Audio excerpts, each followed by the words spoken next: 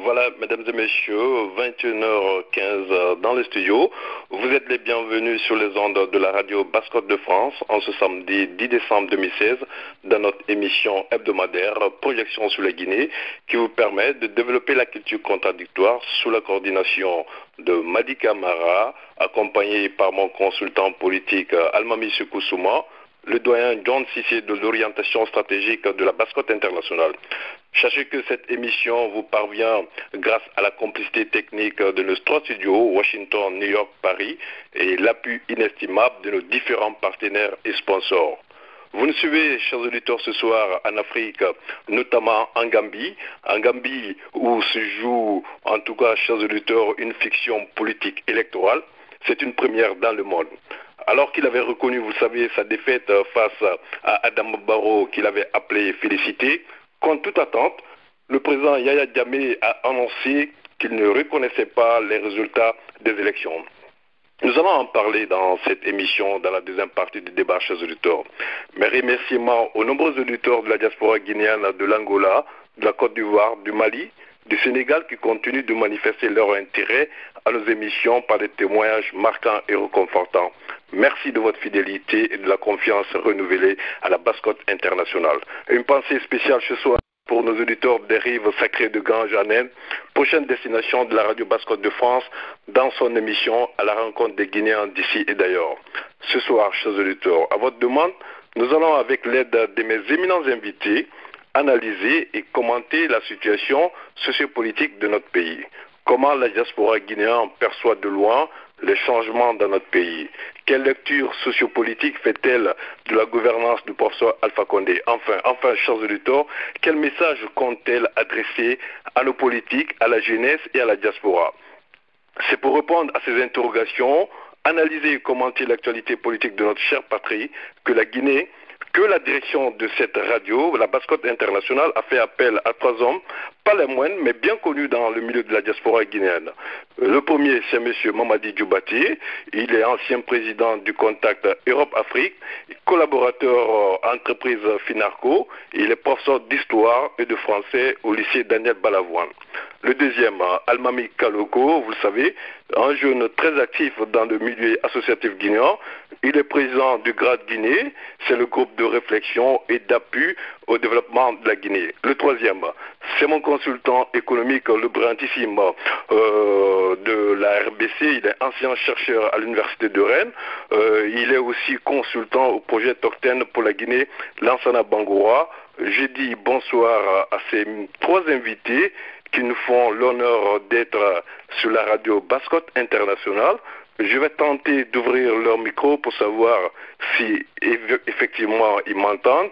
Bonsoir à M. Kaloko, est-ce que vous m'entendez très bien? Oui, bonjour Madi, bonsoir aux fidèles auditeurs. Merci à vous, M. Kaloko, très actif dans le milieu associatif guinéen. Je dis bonsoir à M. Djoubati. Est-ce qu'il m'entend? Je vous entends très bien. Bonsoir. Et bonsoir à vous. Parfait. Je vais dire du côté de Rennes, bonsoir à M. Lansana. Est-ce qu'il m'entend très bien?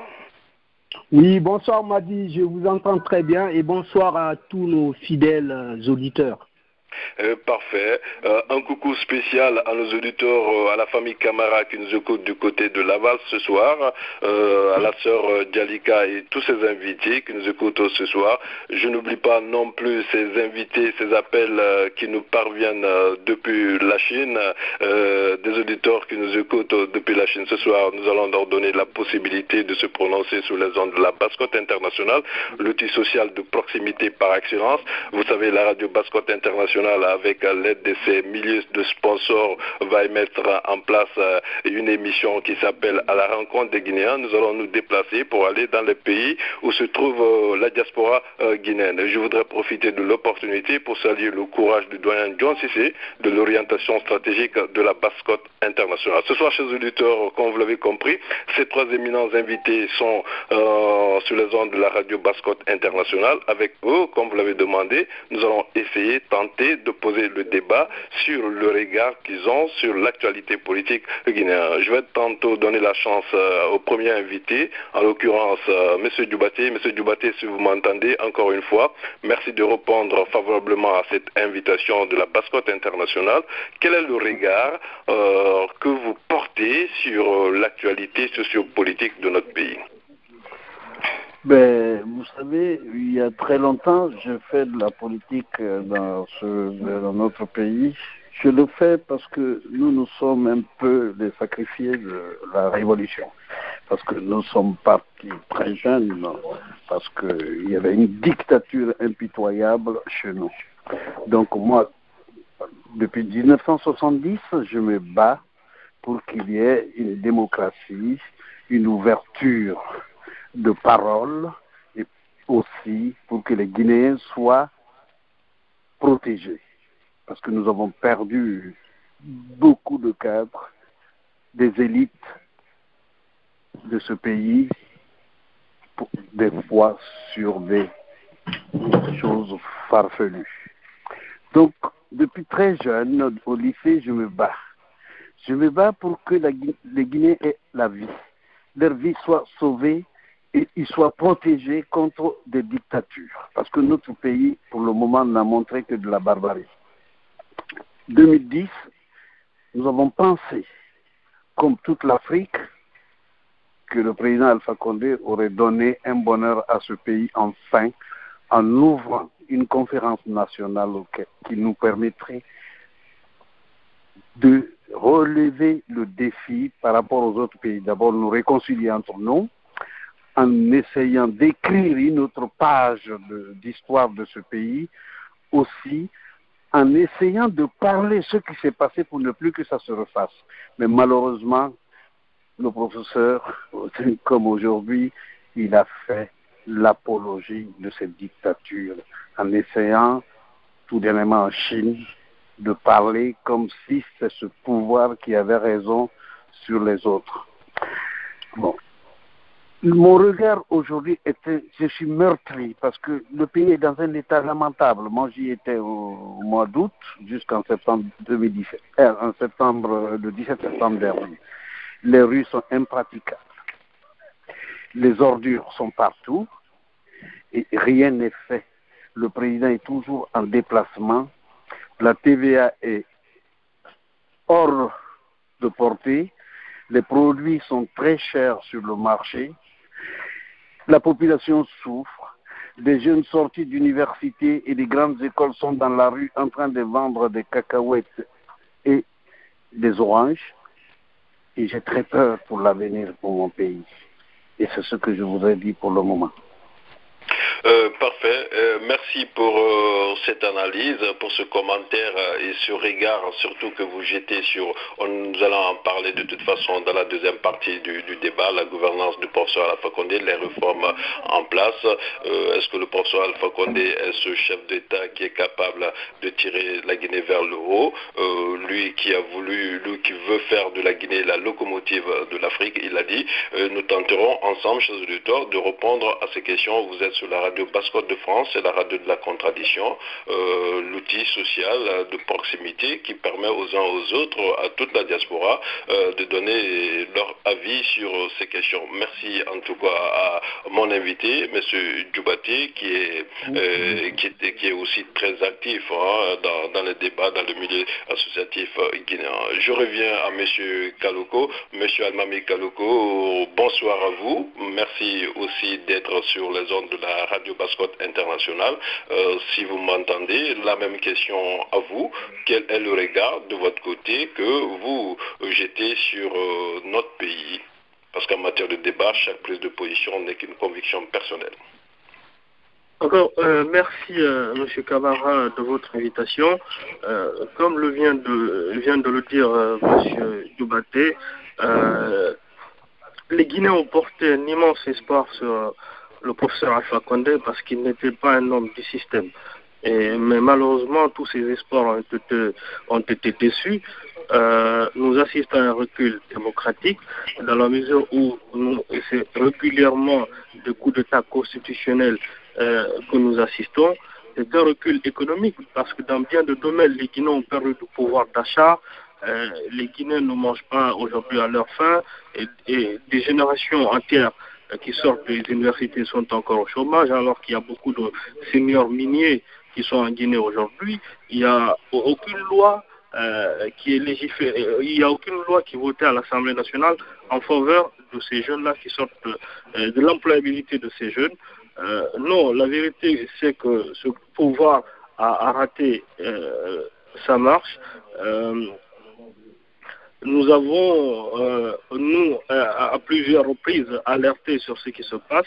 Le fait que les mesures qui sont prises par cet exécutif prennent en auto les pauvres populations et sur le plan de la sécurité, dans tous les domaines, je peux vous citer des exemples. Non, je pense qu'Alpha Condé a passé tout son quinquennat précédent à faire de la politique. D'ailleurs, il n'est pas le seul. Je mets l'ensemble de la classe politique dans le même lot.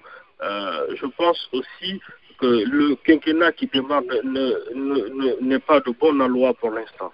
Voilà. Parfait. Le regard critique de Almami Kaloko, président de Grade Guinée. Merci de cette analyse. Nous allons en parler. Beaucoup d'auditeurs sur les zones de la Basse-Côte internationale. En début du décalage horaire, nos auditeurs de la Chine continuent, de l'Asie continuent, pas simplement de la Chine. Il y en a beaucoup du Japon qui sont connectés ce soir. À tous ces auditeurs, je leur dis merci de leur fidélité. 21h26, je reviens du côté de Lansana. Bangoura, Monsieur Bangoura, bonsoir et merci d'être sur les ondes de la radio Basse-Côte internationale. Monsieur Bangoura, votre point de vue, quel est le regard que vous jetez sur notre pays dans sa situation, dans sa phase sociopolitique, s'il vous plaît? Merci beaucoup, Madi, de me donner cette belle opportunité de m'exprimer sur la situation socio-politique économique de notre pays. Ce que je vais rajouter très rapidement ne serait pas suffisamment différent du regard des autres. C'est que les défis sont très nombreux aujourd'hui à relever, bien entendu.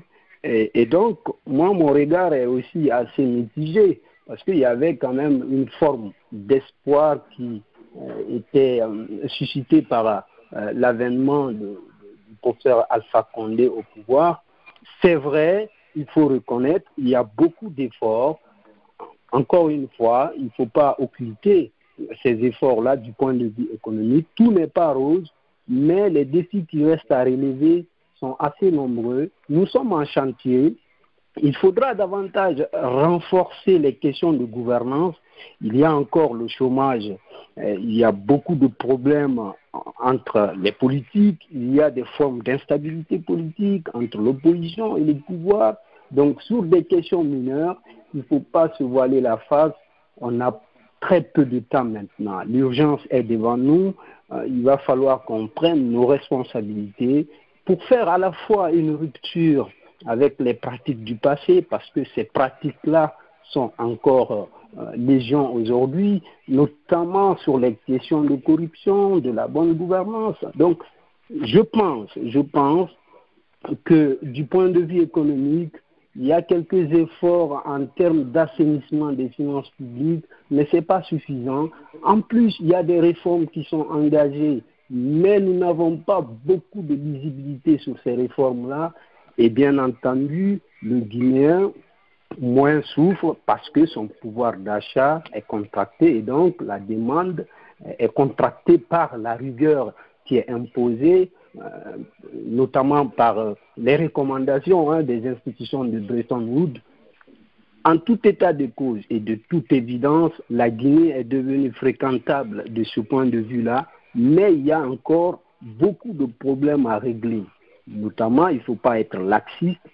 Il faut prendre des décisions, sanctionner les gens. Nous en reviendrons sur la deuxième partie. Il y a beaucoup de choses à dire, en tout cas sur le mode de gouvernance. Voilà ce que je peux dire pour l'instant, Madi, sur cette question du regard que je peux porter sur la situation économique, politique et sociale de notre pays. Parfait, Monsieur Bangoura. Monsieur Bangoura, je rappelle, qui est consultant au niveau du projet Tocten, et vous allez remettre une couche là-dessus, puisque la semaine prochaine, je recevrai le ministre de l'Enseignement supérieur, avec lequel nous allons poser effectivement le débat sur l'enseignement, sur le système éducatif guinéen. Je vais tenter de joindre le doyen John Sissi de l'orientation stratégique de la Basse-Côte internationale. Le doyen John Sissi, lui qui est la bibliothèque vivante de la jeunesse guinéenne de la diaspora. Si vous avez la chance de visiter Kaloum City et yategui.com, il fait beaucoup pour la diaspora guinéenne. Je ne sais pas s'il est là, s'il m'entend du côté de Paris. Le doyen John Sissi, bonsoir à vous. Est-ce que vous m'entendez très très bien? Oui, je vous entends parfaitement, monsieur Camara. Je vous dis bonsoir également. Parfait, je vous entends très bien. Bonsoir à vous, doyen John Sissi. Je rappelle qu'il y a beaucoup d'auditeurs qui suivent cette émission, beaucoup de nos compatriotes du côté de Gambie. Je vais tenter tout de suite de joindre ces auditeurs du côté de Gambie qui vont tenter de nous donner la situation au niveau de ce pays où il y a un revirement au niveau, en tout cas, de la part du président Yaya Jammeh qui ne reconnaît pas ces élections. Beaucoup de nos compatriotes qui vivent dans ce pays. Doyen John Sissi, nous jetons un regard sur notre pays, sur notre nation, sur le peuple de Guinée, la Guinée, notre nation. Quel est le regard de votre côté quel est le regard que vous avez sur la situation sociopolitique de notre pays à l'heure où nous en parlons? Merci, monsieur Camara. Et écoutez, moi, mon point de vue depuis le départ, et je dirais même depuis des années, n'a pas changé par rapport à ce qui prévaut chez nous. Mais actuellement, je rejoindrai monsieur Bangoura de Rennes par rapport à la gouvernance, en fait. Le problème clé de notre pays aujourd'hui, c'est pas de faire venir des milliards ou d'emprunter des milliards de dollars qui parfois n'aboutissent à rien, qui fait simplement profiter à une classe composée de mafiosos, de grands chemins. Le problème clé aujourd'hui, c'est un problème de gouvernance. Monsieur Camara, je vous ai toujours dit sur cette chaîne, cette radio, que même si vous mettez le budget des États-Unis aujourd'hui en Guinée, plus le budget de l'Union européenne, plus celui du Japon, avec les mêmes personnes, les mêmes méthodes, avec les mêmes mains sales, vous aurez les mêmes résultats. Voilà le problème qui se pose à la Guinée aujourd'hui. Je ne sais pas, vous êtes très jeune, comme M. Diabaté vient de le dire. Au temps du premier régime, ce n'est pas que je suis en train de jeter des fleurs à ce régime, qui fut, comme tout le monde le sait, un régime dictatorial, je dirais même sanguinaire, parce qu'il y a eu assez de pertes en vie humaine. Mais même un fer à repasser dans une entreprise publique disparu était jugé. Il n'y avait pas de... Et puis bon, les gens, ils ne s'amusaient pas, les directeurs, les cadres ne s'amusaient pas à faire n'importe quoi dans le pays. Même si il y avait une petite crainte, il y avait une conscientisation quand même des cadres vis-à-vis de la chose publique. Aujourd'hui, nous vivons dans la pagaille. C'est ça, M. Camara, qu'il faut dire. Et moi, je dirais à la jeunesse, à partir de maintenant, si vous vous taisez, vous êtes complice de ce qui se passe chez nous. Et demain, vous ne direz pas, nous ne savions pas. Parce que nous, on passe tout le temps à alerter la communauté et l'opinion publique, aussi, nationale qu'internationale. Depuis 1958, nous vivons les mêmes choses. Rien n'a changé, c'est le même laxisme. Personne ne nous sanctionne. Voilà, si on n'arrête pas ça, c'est même pas la peine de continuer. Même avec Paul ou Pierre, ce sera pareil. Merci, doyen John. Merci, le doyen John Cissé, de votre positionnement sur, en tout cas, sur la situation politique de notre pays. Et vous avez touché, en tout cas, un point, je vais en parler avec nos invités. Cette fois-ci, la question, je l'oriente au niveau de Almami Kaloko. Almami Kaloko, la jeunesse est souvent perçue, vous êtes jeune, la jeunesse est souvent perçue comme un acteur clé de changement. Est-ce que la jeunesse guinéenne peut-elle jouer ce rôle? Est-ce qu'elle est prête à relever le défi? Nous savons qu'il y a des préalables comme la formation, la préparation. Est-ce que la jeunesse guinéenne, elle est suffisamment préparée pour prendre la relève? Merci, M. Camara, pour cette question. À la réponse, je vous dis oui, mais de quelle jeunesse parle-t-on? Je pense que le terme d'abord de la jeunesse est galvaudé chez nous. Je vois régulièrement des hommes politiques guinéens qui ont l'âge de mon père. Mon père est né en 1960. Ah bon? Oui, mon père est né, pardon de le dire sur votre radio, est né en 1960. Et quand j'entends des gens qui ont la cinquantaine passée se dire jeunes, ils ne sont ni jeunes selon la conception occidentale, encore moins selon la conception de la charte africaine de la jeunesse qui dit qu'on est jeune jusqu'à 35 ans. Après, il y a plusieurs types de jeunes chez nous. Je vois proliférer sur les sites internet, à l'occasion des municipales qui s'annoncent, beaucoup de jeunes qui veulent faire du boucan ou qui sont candidats pour des municipalités, mais à mon goût, je pense que c'est une bonne chose parce que ça crée de l'émulation au niveau de la jeunesse et ça pousse certains aussi à s'engager parce qu'il faut absolument que la jeunesse s'engage pour changer la donne parce que nous sommes la majorité en Guinée, les jeunes jusqu'à 35 ans qui sont dans la charte africaine en fait représentent, je crois, si j'ai bonne mémoire, 74% de la population. Donc si les jeunes sont unis, on impose notre loi en Guinée, c'est la vérité. Mais le problème, c'est que les jeunes qui sont en Guinée, pas en Guinée seulement, en Occident, partout, beaucoup sont corruptibles et beaucoup sont mal formés. Je vois des jeunes qui veulent être maires dans les municipalités, qui ne savent pas faire les phrases correctes. Je vois leur communication. Je crois qu'il faut que les jeunes s'engagent. Les jeunes incarne l'espoir de la Guinée, mais il faut qu'on change de paradigme. Il ne faut pas qu'on verse dans les mêmes travers qui ont mis notre pays là où il se trouve. Donc, oui, allô? Oui, je vous entends très bien, Oui, je demande aux autres invités, je rappelle que vos micros sont ouverts et je souhaite que vous mettez à l'abri pour le bonheur de nos auditeurs. Merci.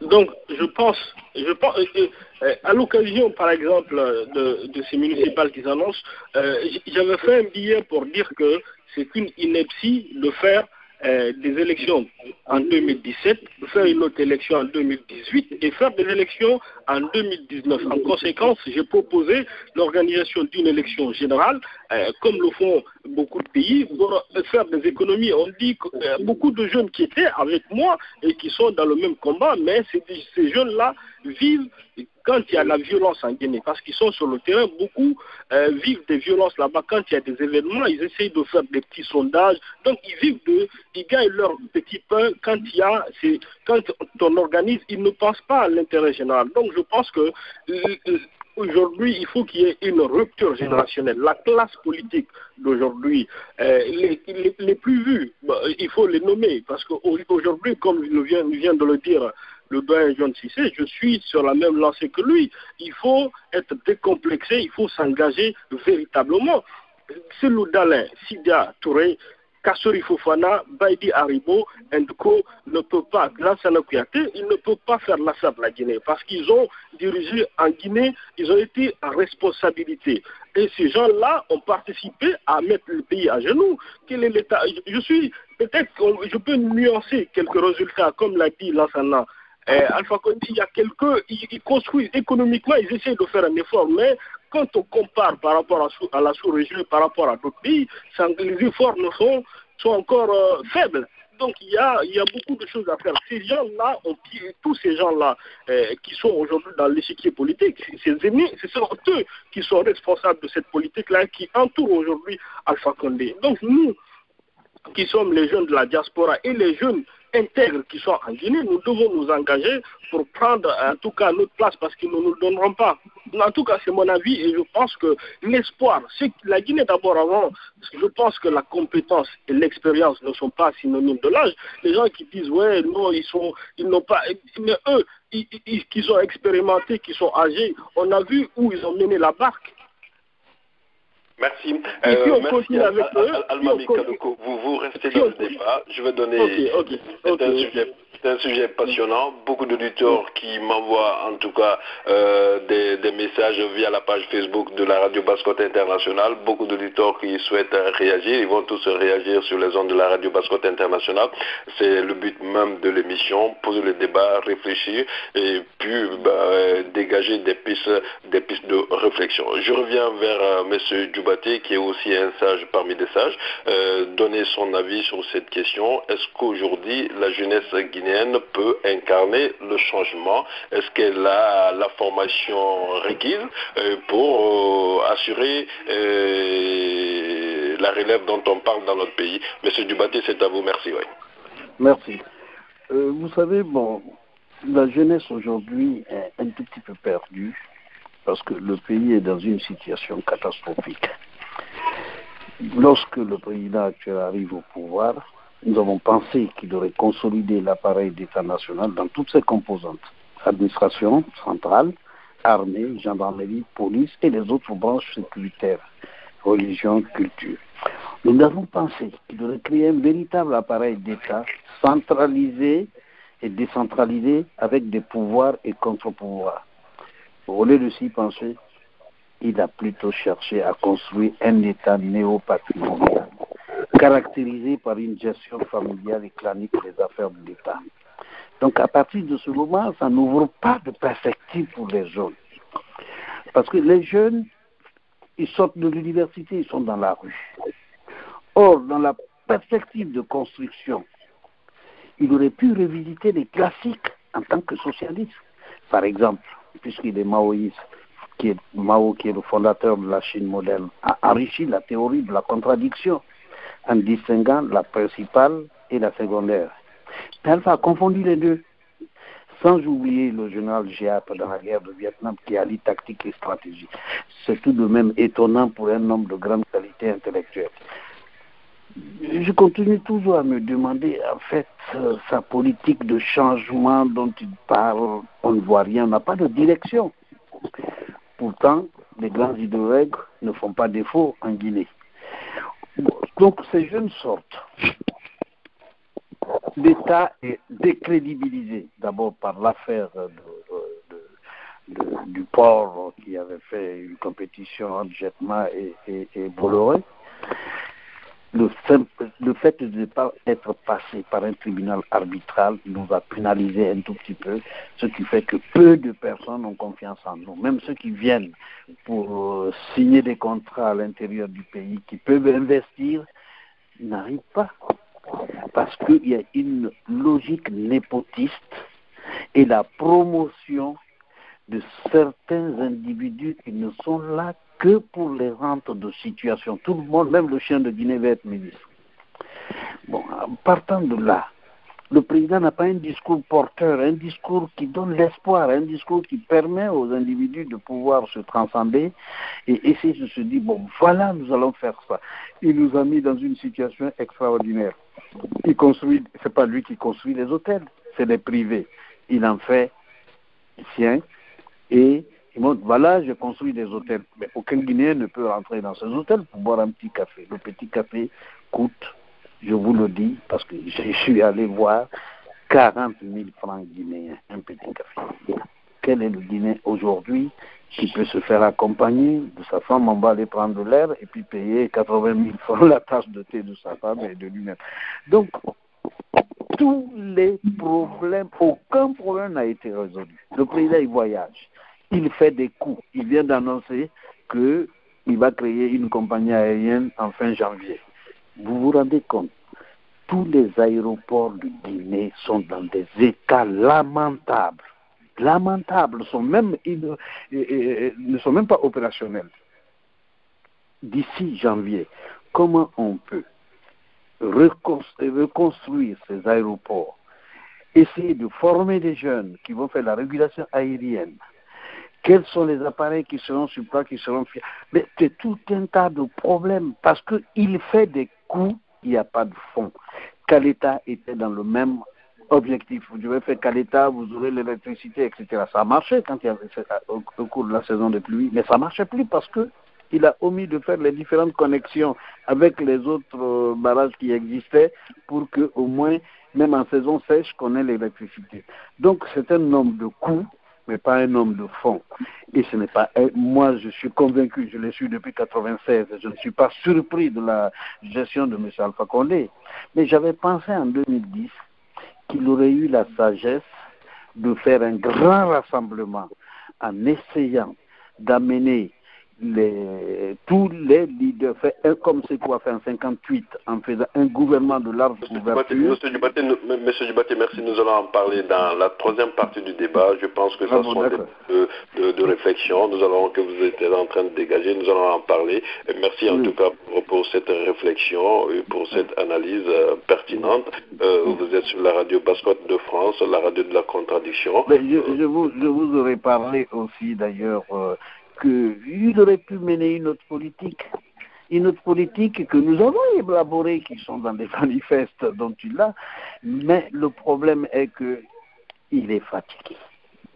Il ne veut pas le reconnaître. Voilà, je m'arrête là. Nous allons en parler, si vous le permettez. 21h45 dans le studio, beaucoup d'auditeurs qui souhaitent réagir, beaucoup d'auditeurs m'envoient des SMS sur la page Facebook de la radio Basse-Côte Internationale.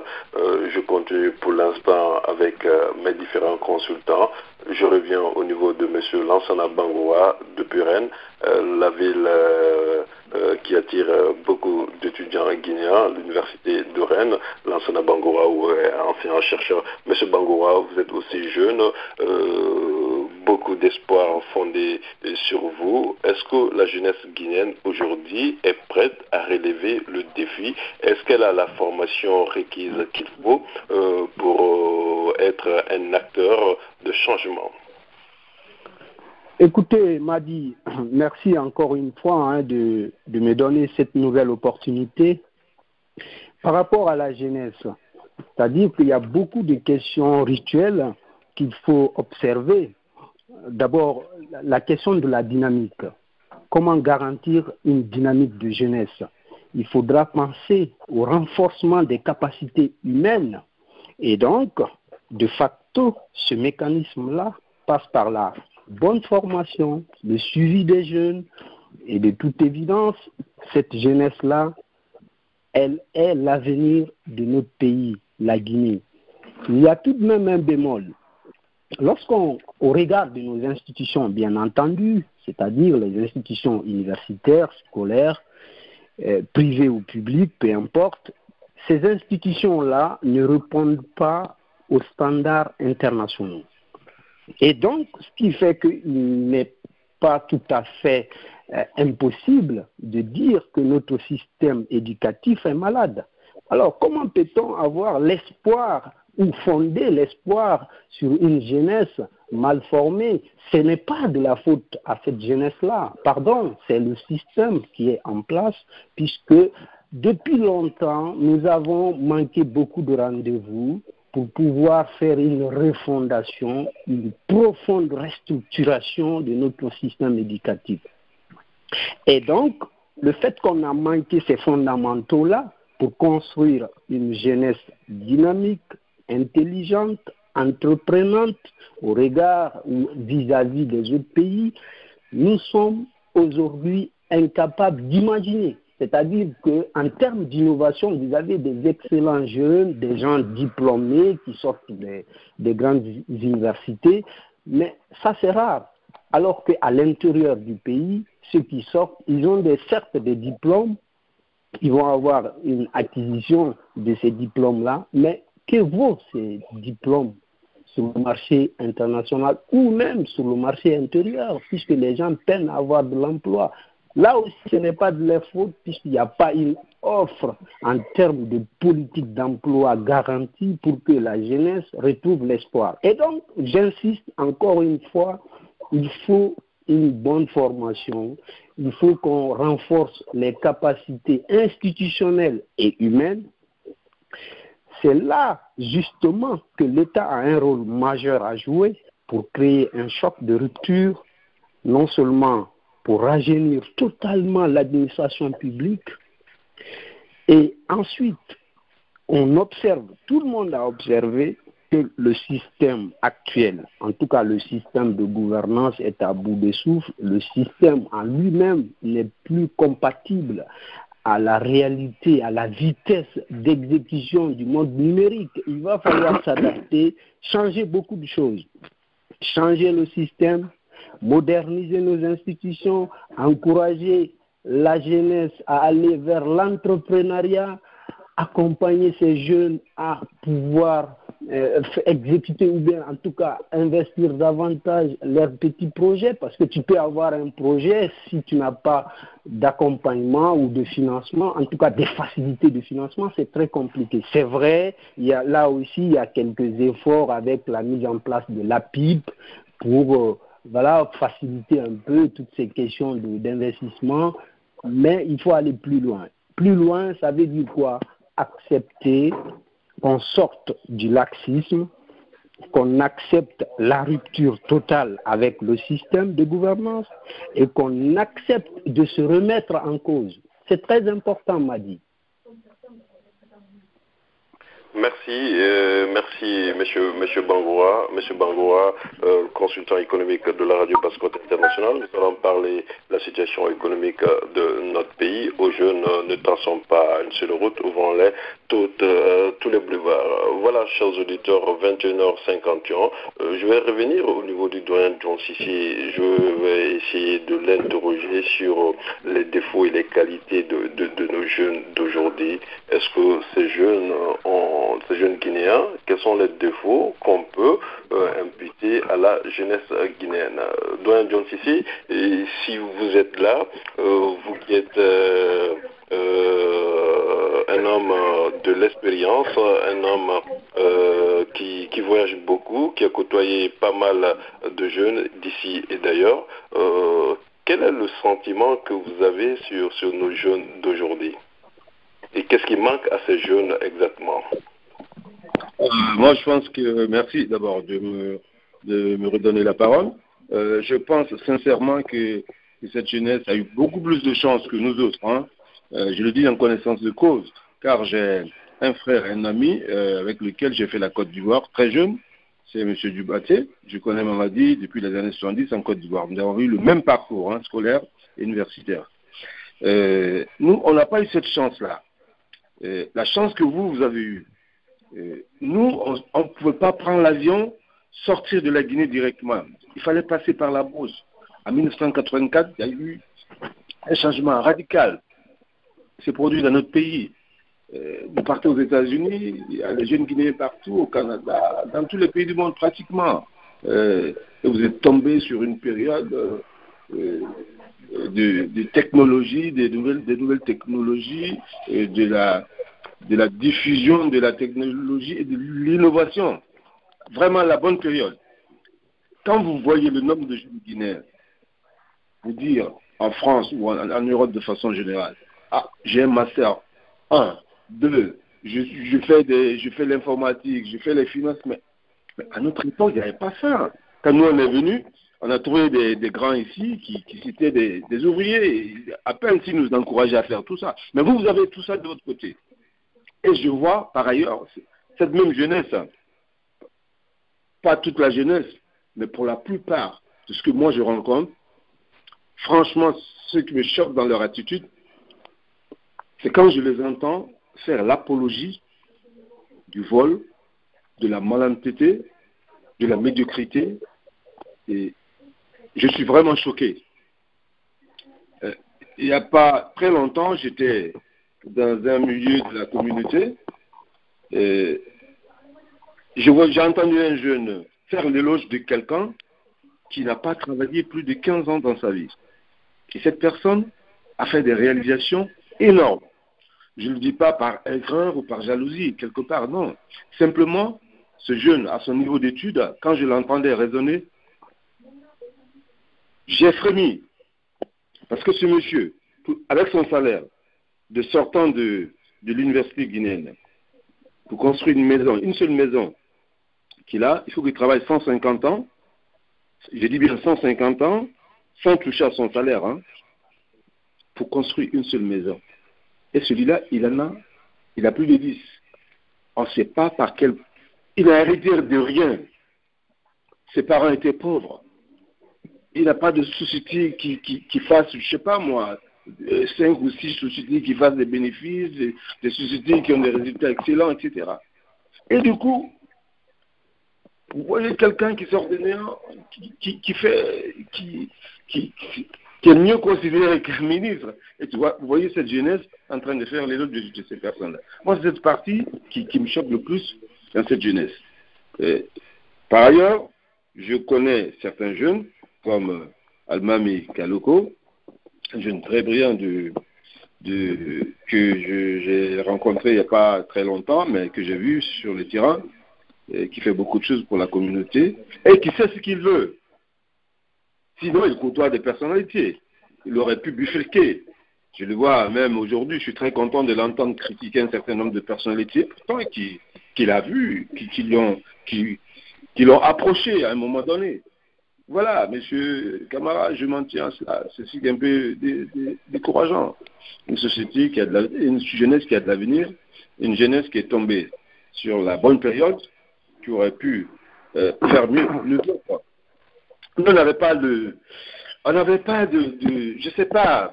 Bon, bref, on va en reparler. Monsieur Camara, merci. Doyen John Tissier, 21h56. Je vais donner la chance à mes auditeurs qui souhaitent réagir 06 05 86 06 09.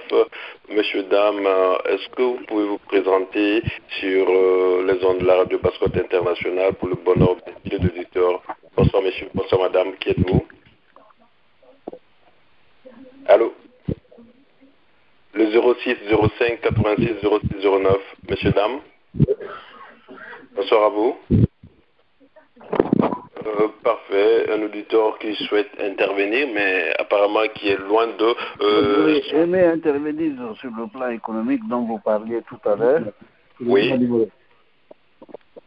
Est-ce que vous pouvez vous présenter, monsieur? Oui. Non, c'est Djubaté, là. Je dis, je voulais intervenir sur le plan économique. C'est monsieur Djubaté. Monsieur Djubaté, vous m'appelez avec un autre numéro, c'est bien ça? Non, c'est mon numéro, là. C'est le même numéro? Le même, oui. Parfait, sauf que... Ah oui, monsieur Djubaté, allez-y, ce n'est pas cet auditeur dont j'ai ouvert le micro, je vais tantôt le fermer. Vous patientez un instant. Nous allons revenir à la question économique, nous allons en parler, monsieur Djubaté. 21h57, juste une pause musicale, le temps de prendre quelques auditeurs qui souhaitent réagir, des auditeurs qui nous appellent un peu partout sur les ondes de la radio Basse-Côte Internationale. Et je dis à mes auditeurs, à mes invités, M. Djubaté, M. Kaloko, M. Lansana, le doyen dit que leur micro est ouvert. S'ils peuvent être discrets pour l'instant, ça serait très intéressant, bénéfique pour les auditeurs qui nous écoutent. Encore une fois, merci.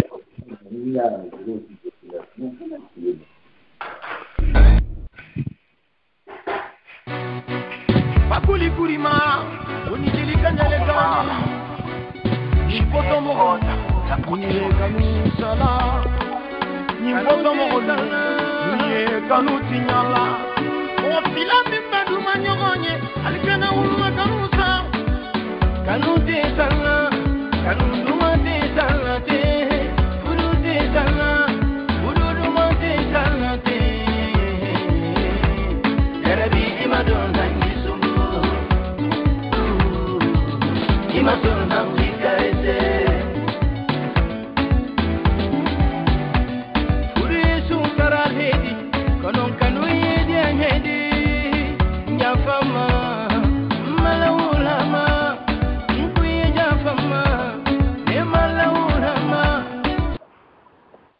Voilà, chers auditeurs, 21h59 dans le studio. Je rappelle qu'à partir de la semaine prochaine, vous pouvez tenter de gagner avec la radio Basse-Côte de France un billet d'avion depuis Séville à destination de Conakry. Et il s'agit de Paris, de New York, Bruxelles, Washington, Genève, Berlin et Montréal, ainsi que des nuits d'hôtel pour 2 personnes à Fascia Hotel. Vous allez tenter de répondre à beaucoup de questions sur la radio Basse-Côte internationale. Vous aurez la chance, en tout cas, d'avoir un billet d'avion à partir de Séville pour Conakry. Je rappelle, ce sera Paris, New York, Bruxelles, Washington, Genève, Berlin, Montréal. Des nuits d'hôtel de nos partenaires, ça sera Fascia Hotel à Conakry. Je veux saluer ici nos sponsors qui nous accompagnent pour élever la radio Basse-Côte internationale, la première des radios en termes d'audience de la diaspora guinéenne avec ses 3 studios. Je reviens dans le débat pour donner la chance cette fois-ci à M. Dioubate de se prononcer sur la situation économique de notre pays. Pour l'instant, beaucoup d'auditeurs qui souhaitent réagir et qui n'arrivent pas à avoir l'accès sur la page sur notre plateforme. Je demande à mes techniciens de revoir. Je suis convaincu que, certes, il y a beaucoup d'auditeurs, mais on peut leur donner la chance de s'exprimer sur les ondes de la radio Basse-Côte internationale. D'ici là, M. Dioubate, c'est à vous de réagir sur les questions économiques, puis je donnerai la chance à M. Lansana Bangoua, avant de vous lier sur les pistes de réflexion. Merci. Bon, sur le plan économique, nous avions pensé que son changement dont il prônait aurait eu une base théorique de réflexion pour orienter une autre politique de développement en Guinée et en Afrique de l'Ouest, parce qu'il avait eu beaucoup de sympathie et en Guinée et ailleurs. Bon, si on prend par exemple le changement macroéconomique, il s'agissait de faire une relecture de la politique libérale keynésienne dans un contexte d'économie sociale de marché.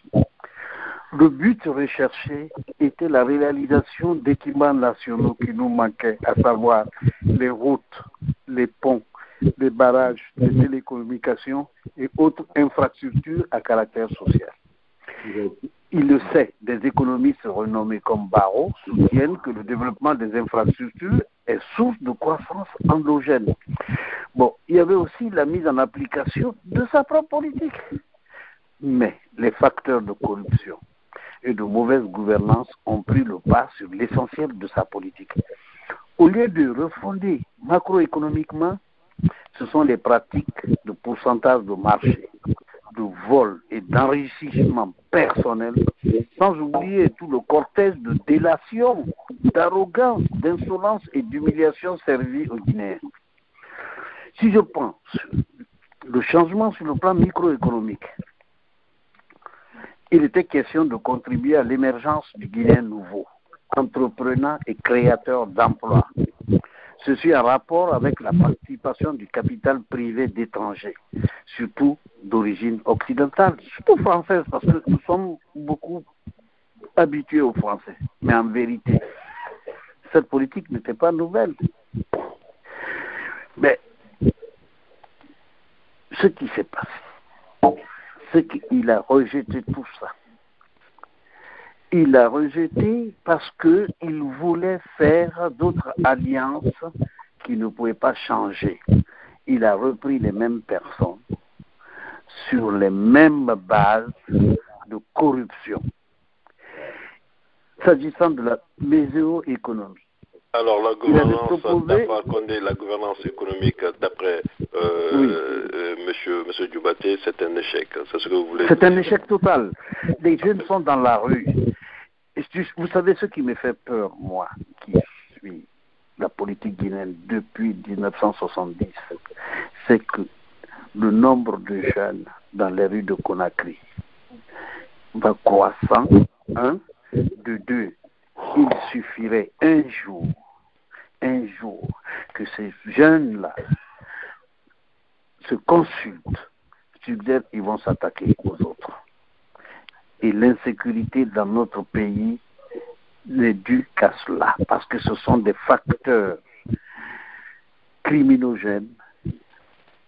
Parce que ces jeunes-là, ils ne travaillent pas, ils n'ont rien, ils n'ont même pas d'espoir, parce qu'il n'y a même pas un discours qui leur donne de l'espoir. Tout ce qu'on fait, on essaie de reconduire le passé, pensant qu'en reconduisant le passé, et les Guinéens vont revenir, vont avoir de l'espoir. C'est pas parce qu'on va reconstruire les Bembea Jazz, les orchestres de l'intérieur et autres comme au temps de la Révolution que nous allons nous en sortir. Ce qui peut nous en sortir, c'est de mener une politique volontaire, une politique basée sur la construction de ce pays, une politique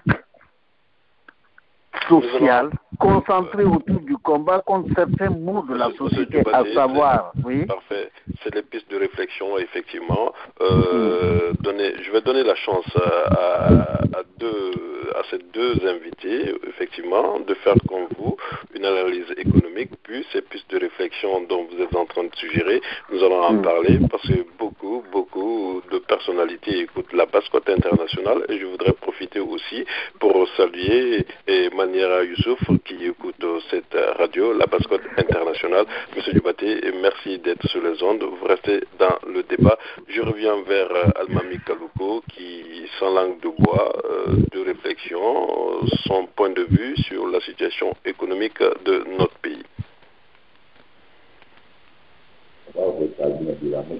Est-ce qu'il m'entend, Almami Kalouko? Pour l'instant, je vous entends, j'avais éteint le micro. Je vous entends, j'avais éteint le micro pour ne pas qu'il y ait des interférences. Parfait, merci Monsieur Kalouko. Monsieur Kalouko, quelle est en tout cas votre analyse, votre commentaire sur la situation économique de notre pays? Je vais dans le même de réflexion avec d'autres invités. Et quel est votre point de vue sur la situation économique de notre pays, de la Guinée? La Guinée qui est qualifiée de scandale géologique, quel est le regard, quelle est votre analyse, le commentaire que vous pouvez faire sur la situation économique de notre pays? Oui, bon, je veux reprendre le mot que vous avez dit tout à l'heure, la Guinée scandale géologique. Je pense que avec tous les contrats léonins qui sont en train d'être signés dans notre pays, la Guinée aurait pu profiter de tout cela, la construction de ces infrastructures et des infrastructures, comme l'a dit tout à l'heure M. Diabaté, pour créer la construction des infrastructures doit créer de l'emploi. Mais en Guinée, aujourd'hui, les rues sont caractérisées par l'oisiveté des jeunes et un taux de chômage très élevé. Donc je dirais tout simplement que le bilan économique du professeur Alpha Condé et de l'exécutif actuel est catastrophique. Et pendant la crise Ebola, on a frôlé la récession. La Guinée a eu même un taux de croissance à un moment donné négatif, je crois, mais je n'ai pas bonne souvenance. Mais la vérité, c'est que le contexte de la sous-région, les autres faisaient un taux de croissance à 2 chiffres, alors que la Guinée, malgré les richesses minières, n'arrivait pas à décoller sur le plan de la croissance économique. Mais au-delà de ça, la seule politique économique, ils ont fait des réformes quand même salutaires, la mise en place du guichet unique. Il y a des réformes qui ont été initiées par l'actuel exécutif qui sont à saluer. Mais par contre, ils doivent faire davantage. Ils doivent prendre l'exemple sur les autres pays qui sont à nos frontières pour faire de même. La seule politique, disais-je, économique consiste à asphyxier les pauvres populations qui n'ont rien à manger. On a vu récemment qu'on voulait interdire l'arrivée des véhicules de moins de 8 ans et nous avons dit dans le cadre d'un communiqué de la 3e dynamique que le problème n'était pas l'année des véhicules. On voit en France des véhicules des années 80 qui roulent encore. Le problème était au niveau du contrôle technique. Il s'agissait là précisément d'asphyxier et de prendre en étau les pauvres populations qui s'en sortent, qui essaient de se battre pour vivre dignement par le biais de la vente de ces véhicules, des pièces détachées. Et cet exécutif-là n'a pas compris cela. Et ce n'est pas le seul. Ils veulent mettre le TVA là, le TVA qui est aussi au niveau du ministère du Budget. Ils ont initié une réforme là pour l'augmentation du TVA. Peut-être que votre consultant économique reviendra là-dessus. Mais je pense qu'on doit vraiment avoir une politique économique cohérente. C'est-à-dire qu'il doit évoluer en fonction de l'évolution de la population. Mais construire des hôtels, construire la place à Diamant, moi je dirais la place à Démon. Aucun Guinéen n'a le mot aujourd'hui d'acheter cela, mais d'ailleurs ce n'est pas le pouvoir qui, même s'il s'arroge la paternité de tous ces projets qui sont construits par les Chinois n'aident pas notre pays à se développer. Nous, on doit réorienter notre politique au niveau de l'éducation. J'ai voulu dire un mot tout à l'heure là-dessus, votre consultant économique l'a dit.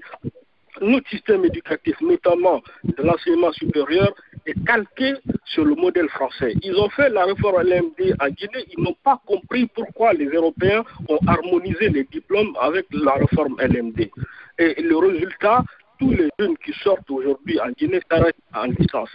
Et le problème, les jeunes qui sont mal formés, qui s'arrêtent en licence, sont souvent, la plupart, nous avons au sein de notre ONG des partenariats avec des universités. On est en cours de signature d'un partenariat avec l'université Kofi Annan, on a un partenariat avec l'université Barack Obama. On essaie de qualifier ces universités en les apportant des matériels informatiques, des livres, parce que quand moi j'ai fait l'Institut Polytechnique de Conakry, ce qu'on appelle le CPC, le centre préparatoire commun, les prépas ici. J'ai fait ça à Conakry. Mais le problème, quand vous êtes dans ces prépas, vous ne faites pas de travaux techniques. Un ingénieur qui sort de la Guinée, il ne sait rien faire techniquement. Or, le propre ingénieur, c'est quelqu'un qui sait faire. C'est pas de parler. En Guinée, aujourd'hui, donc, le système éducatif est malade. Il n'y a pas une adéquation entre le marché de l'emploi, c'est-à-dire les programmes ne sont pas construits en fonction de la demande du marché en termes de l'emploi. Et aujourd'hui, chaque individu qui a un lopin de terre en Guinée construit des universités. Ainsi, les universités prolifèrent en Guinée partout comme ça, parce qu'il y a une manne financière derrière cela. Il faut le dire au ministre de l'Enseignement supérieur, Yorobalé, qui va être sur vos ondes la semaine prochaine. Il y a un problème à ce niveau-là, parce que l'État ne pouvant pas absorber tous les, disons, l'État ayant supprimé le concours, nous on a passé le concours, c'était vraiment sélectif. Après le bac, on a passé le concours et les meilleurs, c'est les meilleurs qui vont à l'Institut Polytechnique. Nous on a été retenus là-bas, on a été enseignés par les Russes. J'ai fait une année là-bas avant de venir.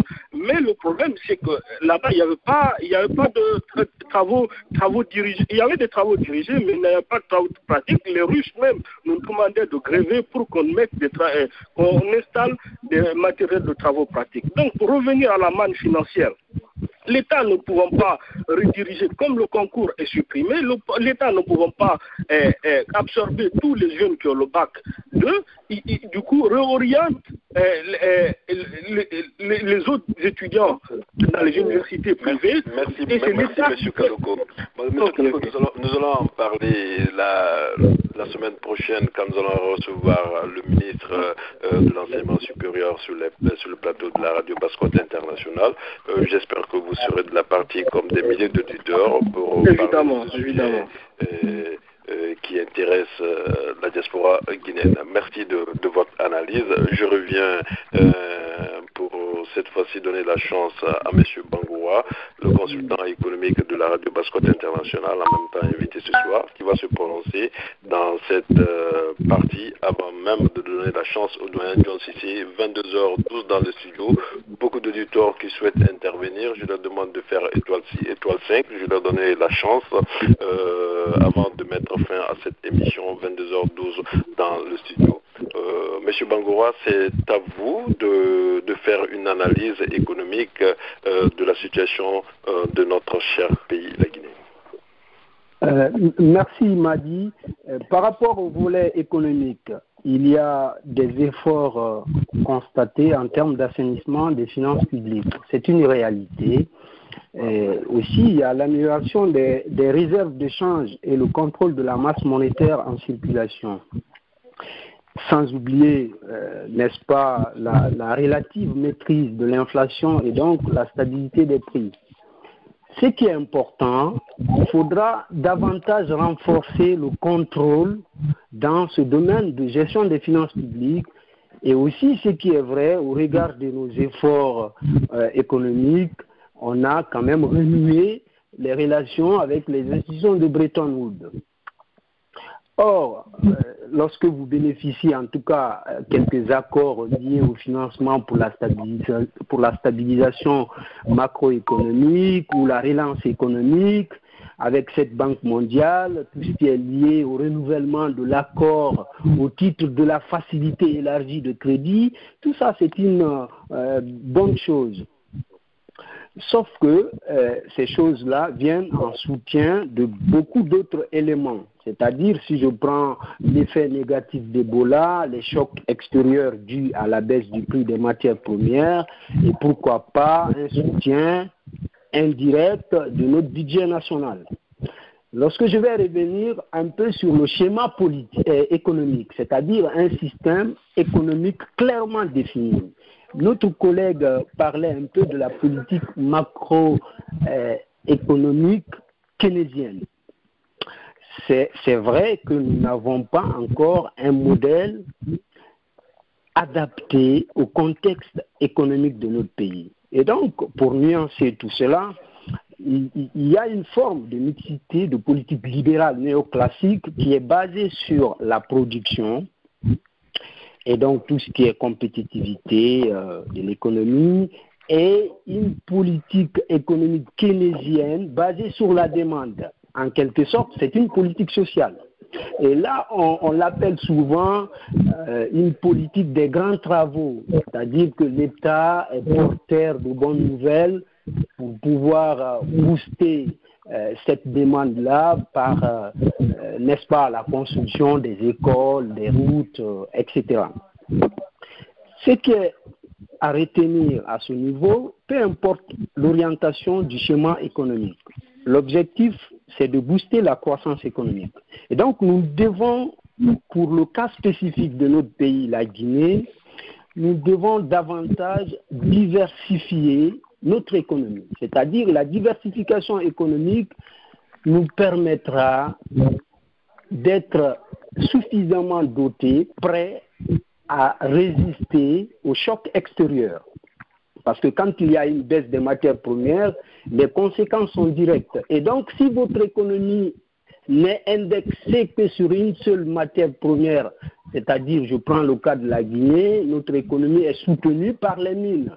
Et ça, c'est très grave. Donc, il va falloir diversifier, s'orienter vers le secteur agricole, moderniser notre industrie, faire beaucoup de choses dans ce domaine. C'est-à-dire qu'on a des leviers économiques, des secteurs économiques qui sont suffisamment négligés, notamment le domaine de l'entrepreneuriat, l'économie informelle. Tout ça, c'est des choses qu'on doit prendre en compte pour pouvoir faire en sorte que les populations sortent de la misère, parce que c'est vrai, il y a la misère encore en Guinée, c'est vrai, il y a un chômage galopant, et donc tout ça, il va falloir continuer, en tout cas, à renforcer notre vigilance par rapport aux actions sur le terrain. Il faut que ces actions soient concrètement matérialisées. Il faudra en quelque sorte passer à la vitesse supérieure, c'est-à-dire développer d'abord les infrastructures. Il ne faut pas seulement se limiter à l'annonce des bonnes nouvelles, parce qu'on a compris qu'apparemment il y aura une usine de construction d'automobiles en Guinée. Très bien. La prochaine fois, on aura droit à notre Air Guinée. Tout ça, c'est très bien. Mais il faut tenir compte des fondamentaux. Les fondamentaux dans un système, pour que ça fonctionne, c'est la bonne gouvernance. Et donc, s'il n'y a pas de sanctions claires face aux fauteurs de troubles, c'est-à-dire des gens qui détournent, qui se servent du bien public, on ne va pas avancer. Donc, il faut être véritablement intraitable, faire une politique de rigueur, non pas forcément une politique de rigueur économique, mais de rigueur en termes de notre façon de faire, de rigueur en termes de notre administration publique améliorer cette administration publique. J'ai aussi entendu le président de la République qui nous disait que notre administration publique est faible. C'est très bien. Et puis, il va falloir mettre en place des systèmes d'agence pour permettre de faire en sorte que les budgets qui sont alloués pour des investissements clés pour le pays arrivent en tout cas à être exploités. Mais tout ça, c'est très bien. Donc, il va falloir aller très vite, puisqu'on a très peu de temps. Les défis sont assez énormes, nombreux. Il faut résister. Merci, M. Bangoura. M. Bangoura, je pense que merci de cette analyse. C'est la troisième partie que nous allons commencer à en découdre les pistes de réflexion. C'est moi qui vous remercie, Madi. Voilà, merci à vous. Le doyen Jones ici, avant de donner des pistes de réflexion, je rappelle que plusieurs consultants suivent cette radio pour le gouvernement guinéen, au compte du gouvernement guinéen. Beaucoup de cadres suivent la radio Basse-Côte internationale et ces pistes de réflexion seront les bienvenues pour nos auditeurs, mais aussi et surtout pour la gouvernance. Le doyen Jones ici, si vous êtes là, vous avez 2 minutes de commentaires et d'analyse sur la situation économique de notre pays avant de donner la chance aux autres auditeurs d'intervenir sur les ondes de la radio Basse-Côte internationale. 22h20, plus que 10 minutes avant de mettre fin à cette grande émission ce soir. Je rappelle que la semaine prochaine, le ministre du Budget sera, le ministre de l'Enseignement sera mon invité. Tous ceux qui souhaitent intervenir dans cette émission d'ores et déjà peuvent retenir la semaine prochaine comme rendez-vous de la radio Basse-Côte internationale. Le doyen Jones ici, c'est à vous de faire une analyse, un commentaire sur la situation économique de notre pays. Oui, merci M. Kamara. Je ne vais pas être très long. Simplement, je vais mettre en relief ce temps-ci le caractère d'errance politique du chef de l'État, en fait. Parfois, je me demande s'il ne marche pas, ou s'il ne marche pas sur la tête, en fait. Ou il est mal conseillé, ou il ne suit pas ses conseillers. Mais je suis très inquiet quand même. Hein. Quand il est arrivé au pouvoir, la Guinée avait beaucoup de problèmes et beaucoup de choses à faire, à régler en même temps. Mais il fallait donner la priorité. Il fallait donner la priorité à un certain nombre de choses. Ça, il ne l'a pas fait. Je ne sais pas comment il a été conseillé. Il n'a jamais fait allusion à l'eau potable. Le budget de l'éducation n'a jamais bougé depuis plus de 30 ans dans notre pays. La dernière fois, je posais la question sur la même radio à M. Sidia, l'ancien Premier ministre, s'il était prêt à évaluer le budget, c'est-à-dire le budget en valeur relative, en pourcentage du ministère de l'Éducation nationale à 33%, pour que les choses aillent bien dans ce secteur-là pendant au moins 20 ans. Sidia m'a répondu, 33% c'est très peu. Dans le cas de la Guinée, il faut aller jusqu'à 40%. Donc, pour M. Alpha Condé, ce secteur n'est pas très important. Et la semaine dernière ou cette semaine, je l'ai écouté aussi, entendu critiquer le commerce. Que le commerce ne développe pas un pays. Le commerce ne développe pas un pays quand vous passez votre temps à importer des produits. Mais quand vous avez une capacité productive ou une capacité industrielle à exporter, mais ça peut vous apporter beaucoup de choses dans votre stabilité nationale. Donc, cette idée n'est pas une fausse idée pour moi. Et quand il parle du commerce, il oublie de dire qu'on importe. Et quand on importe en Guinée, en regardant par exemple la culture d'importation en Guinée, on se rend compte que le riz vient en premier. Il suffit de regarder la balance commerciale de Guinée, vous allez vous en rendre compte. Et il ne fait rien de ce point de vue-là pour faire une politique de substitution, c'est-à-dire une politique qu'on mettrait en place agricole pour ne plus qu'on importe du riz, mais sur des années. pas brusquement, de façon graduelle. Il faut être pédagogue dans ce genre de stratégie. Et je l'ai entendu aussi dire la semaine dernière ou cette semaine, toujours du point de vue économique, parce que c'est un spécialiste quand même des annonces, qui va mettre en place en Guinée une usine ça me fait rigoler, de montage de véhicules en Guinée. Mais combien de Guinéens vont travailler dans cette usine-là? Comme M. Diabaté vient de l'évoquer, le nombre croissant de jeunes Guinéens traînant dans la ville, combien de jeunes Guinéens vont travailler dans cette usine? Quelle sera la capacité, c'est-à-dire productive de cette usine, des véhicules qui vont sortir chaque jour pour que cela rapporte à la Guinée? Comme tout le monde sait que rien n'a été fait depuis 1958 de façon sérieuse au niveau de l'agriculture. Vous avez des pays comme la Côte d'Ivoire, mais ce n'est qu'en 1957 que la Côte d'Ivoire a eu son premier gisement de pétrole. Et ce gisement ne suffisait même pas pour la consommation domestique. Donc c'est un pays qui a toujours misé sur l'agriculture. Et M. Bagoura vient à évoquer tout à l'heure le déséquilibre de notre économie. C'est-à-dire tout est axé sur l'industrie extractive, notamment la bauxite. Et tout part de là, il suffit qu'il y ait une fluctuation au niveau international, mais là, il y a un papier. Mais tout le monde est souffrant devant ces faits-là, qui prévaut depuis 1958. Ça a été le cas quand Péchiné était là, quand OBK avec à la sécurité, c'est encore le cas. Donc, personne ne cherche à comprendre comment on peut sortir de cette situation sur plusieurs années. Voilà, je vais juste des petits points que je voulais vous dire. 22h25 dans le studio. Je redonne la parole à mes invités. Monsieur Diabaté, 2 minutes pour quelques pistes de réflexion, 2 minutes pour donner en tout cas votre point de vue là-dessus, mais aussi et surtout le mot de fin. Quel est l'appel que vous voulez lancer ce soir sur les ondes de la Basse-Côte internationale, la radio de la contradiction, la première en termes d'audience pour la diaspora guinéenne qui nous écoute ce soir.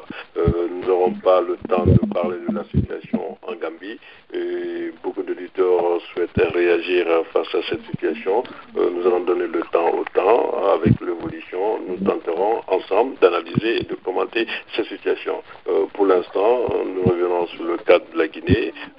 Quel est le message que vous voulez lancer ce soir à l'endroit des milliers d'auditeurs qui nous écoutent sur les ondes de la radio Basse-Côte internationale, mais aussi et surtout, quelles sont les pistes de réflexion que vous pouvez dégager pour la Guinée afin de connaître un développement harmonieux. Merci, M. Diabaté, c'est à vous. Oui, merci bien. Avant de faire d'analyser, il faut montrer un autre manquement qui est le fondement même de l'échec de M. Alpha Condé. Il a fait la priorité à une politique de débauchage politique et tribal.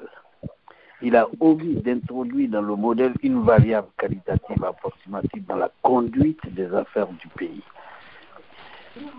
Il s'agit de l'opportunisme des personnes déposées par opposition à la pratique de la conviction. Il a aussi servi à enrichir un certain nombre de personnes. Monsieur Diabaté, là, vous pouvez donner un exemple. Là, est-ce que vous pouvez élucider par vos propos regardez, je vais vous donner un exemple tout bête. Et les capis étaient à l'UFR, il les a débauchés très tôt. Aujourd'hui, il a débauché un certain nombre de personnes au niveau de l'UFDG. Il débauche parce qu'il pense fermement que ces gens-là vont déstabiliser leur parti. Donc, il est toujours en contradiction avec la réalisation d'une bonne politique de développement. Je ne vais pas rentrer dans le détail, mais ce que je veux dire, moi, il faudrait aujourd'hui, parce que notre économie nous échappe. Aujourd'hui, le marché est occupé par des Maliens, par des Burkinabés, par des Ivoiriens, etc. Les Guinéens n'ont que des broutilles. Donc, il faudrait, pour construire une véritable politique en 2020, un rapprochement. Seloudal, Kouyaté, Fodé Bangoura et tous les autres, pour réfléchir ensemble, mettre en perspective un programme économique qui permettrait aux Guinéens de respirer. Arrêtons de dire que la Guinée est un scandale géologique, ça n'a pas de sens. Des pays sans ressources comme la Corée du Sud et d'autres se sont développés sans avoir des mines ou de l'or ou des diamants. Il faut mener une politique de formation. Il faut il faut affaiblir la fonction présidentielle d'abord. Il faut l'affaiblir parce que je crois que ça nous a joué beaucoup de tours. Il faut équilibrer le pouvoir du président de la République et le pouvoir du Parlement. Quand on réussira cela, les gens vont arrêter de chanter. Parce que le président, c'est une personne, c'est un homme qui, flatté d'une manière, peut faire des choses qu'il ne doit pas faire. Donc, il faut affaiblir la fonction présidentielle, ne plus concentrer les pouvoirs entre les mains d'un seul individu, il faut équilibrer. Et aussi, il faut réfléchir sur une autre politique de formation de nos jeunes. Une autre politique de formation de nos jeunes en essayant de mettre des canevas pour ne pas que même des intellectuels viennent créer des universités chez nous. Ces diplômes ne valent rien. Il faudrait que ces diplômes soient circonscrits dans un cadre normal, contrôlé par le ministère de l'Éducation nationale.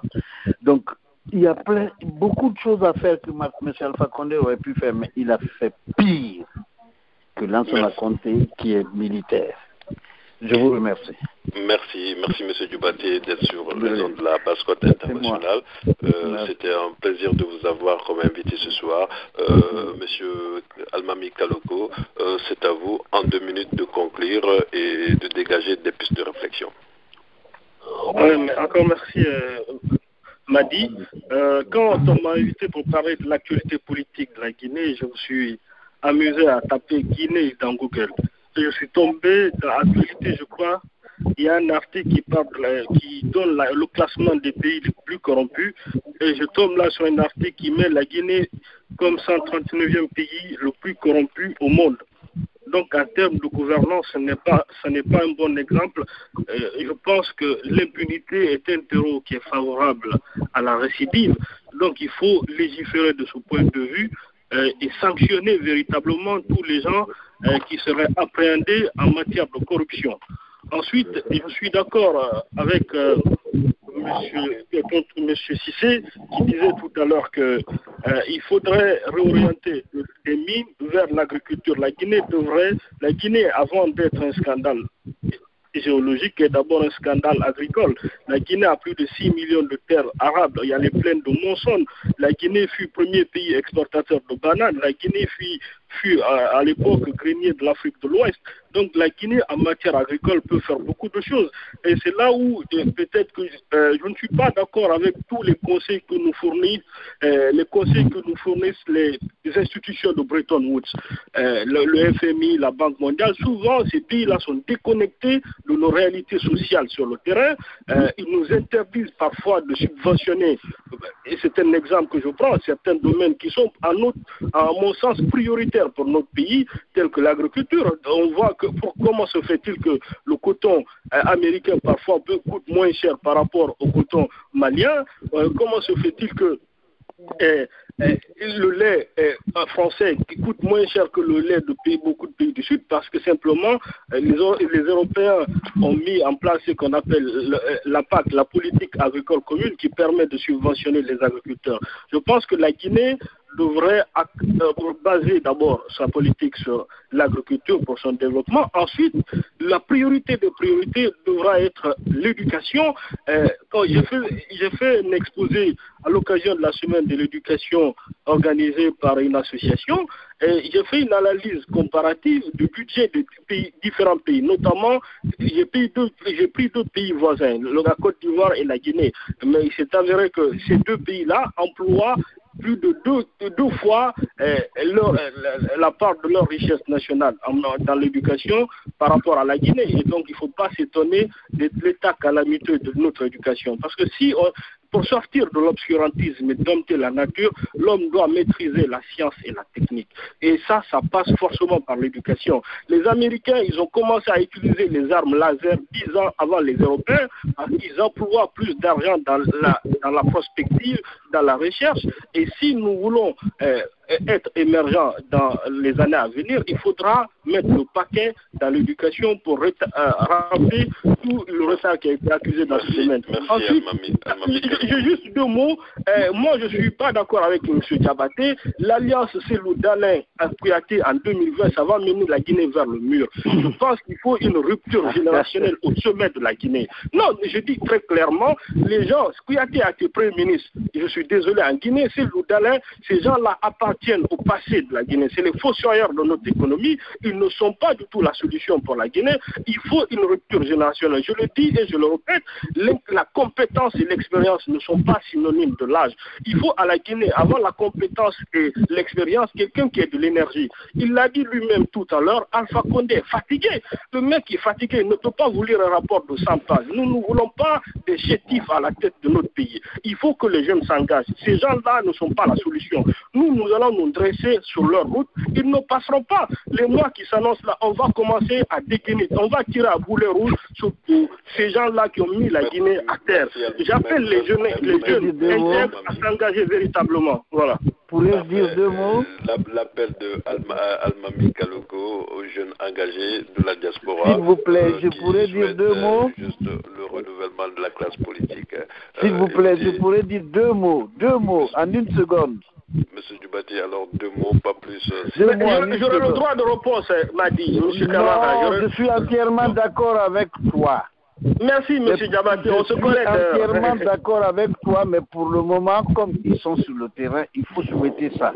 Mais des jeunes pourront venir, et c'est mon devoir aujourd'hui et ce que je suis en train de réfléchir. Merci, M. Diabaté. Il faut une autre génération. Effectivement, il faut une autre génération pour construire ce pays. Ce pays est miné par la corruption. Et tant que nous sommes dans cette corruption, on ne pourra pas s'en sortir. John l'a tracé tout de suite en disant les gens qui ont 10 villas, 20 villas et autres, etc. On a une culture du matuvisisme en Guinée. Il n'y a pas de fond. Ce sont des coups. Caleta a été un coup, PPTE a été un coup, Air Guinée sera un coup, et tout sera des coups. Voilà. Merci, M. Diabaté. Merci à vous. Merci bien, je vous remercie. Enfin, M. Bangoura, votre analyse, l'appel que vous voulez lancer ce soir sur les ondes de la radio Basse-Côte Internationale. Vous êtes un jeune bien vu, suivi sur les réseaux sociaux. Quel est le message que vous voulez passer ce soir à l'endroit de la jeunesse guinéenne qui vous écoute, mais aussi et surtout de beaucoup d'intellectuels, des responsables politiques qui nous écoutent sur les ondes de la radio Basse-Côte Internationale, qui est la radio de choc des idées. Merci beaucoup, Madi. Par rapport à la jeunesse, je dirais que les jeunes doivent garder de l'espoir, puisque de toute façon, l'avenir de notre pays repose sur ces jeunes-là. De façon globale, il faudra qu'on essaie d'énumérer très rapidement quelques points concernant notre économie. C'est-à-dire qu'il va falloir qu'on donne la priorité à un certain nombre de secteurs économiques et il faut qu'on arrête de faire beaucoup de politique. C'est-à-dire qu'il faut qu'on s'appuie sur le domaine économique. Renforcer par exemple le système éducatif guinéen, avoir un système éducatif digne de nom, développer les infrastructures, diversifier notre économie, mettre en place un système fiscal cohérent, parce que c'est important, qu'il ne va pas être une fiscalité étouffante, et qui prendra en tout cas en compte les préoccupations des populations, encourager l'entrepreneuriat jeune, parce que c'est important. Il faut que les jeunes ont cet effet d'entraînement lié à une forme d'incitation pour entreprendre. C'est important. Il faut qu'on développe et qu'on modernise notre agriculture, parce que l'agriculture, c'est aussi une porte d'entrée pour le développement. L'énergie, tout ça, c'est très important. L'économie numérique, l'innovation. Donc, il faut qu'on en finisse avec le système. C'est très important. Et aussi la corruption. Parce que tant qu'il y a la corruption, j'avoue que certes, il y aura les volontés, puisqu'il y a des volontés politiques, mais on ne pourra jamais avoir des résultats probants. C'est ça la réalité. Il faut qu'on ait un système de contrôle, de suivi, de supervision, de régulation, n'est-ce pas, du domaine public. C'est important, puisque le bien public doit profiter à tous. Je partage beaucoup d'éléments, beaucoup de points de vue avec mes prédécesseurs. Je ne vais pas longtemps monopoliser la parole et j'espère que la jeunesse doit être en alerte parce qu'il y a l'urgence. L'urgence, c'est le développement de la Guinée et que nos hommes politiques doivent eux aussi prendre conscience de cette urgence. C'est vrai, nous sommes en chantier, mais il va falloir se responsabiliser. C'est très important. Merci. Et c'est sur ces mots de responsabilité que nous mettons fin à cette émission riche d'idées, de prise de position. Merci à nos invités, à notre invités, M. Djoubatié, Almami Kaloko, vous-même, M. Bangoa, le doyen Jones ici, et ces milliers d'auditeurs qui sont connectés ce soir, en espérant, chers auditeurs, de vous avoir ultérieurement. Vous avez été nombreux, en tout cas, à être au rendez-vous sur notre plateforme de rencontre, d'échange, de partage, votre lien social de proximité par excellence, la radio Basse-Côte de France, la première en termes d'audience pour la diaspora guinéenne. La semaine prochaine, dans les conditions normales, je dis bien dans les conditions normales, nous recevrons le ministre de l'Éducation avec lequel nous allons pouvoir poser le débat sur le système éducatif guinéen. Vous ne savez pas que faire ce soir, ce samedi. La radio Basse-Côte de France vous conseille quelques sorties. Si vous aimez les spectacles, vous êtes fan des humoristes, vous adorez les spectacles musicaux, la danse ou l'opéra, quelques sorties à Paris, 5 minutes de plaisir, 30 minutes d'emmerde. C'est en tout cas c'est à Paris, vers le 15e, quand les enfants ne sont pas là, les parents dansent, enfin un moment pour vous dire tout ce que vous ne pouvez pas exprimer quand les enfants sont là. Et puis, chers auditeurs, 22h40, c'était un grand plaisir de vous savoir nombreux ce soir. La semaine prochaine, si Dieu, le propriétaire des jours, le veut bien. Encore une fois, merci de la fidélité renouvelée à la radio Basse-Côte internationale, à son émission Projection sur la Guinée qui vous parvient quand il est 21h de France, 20h à Conakry.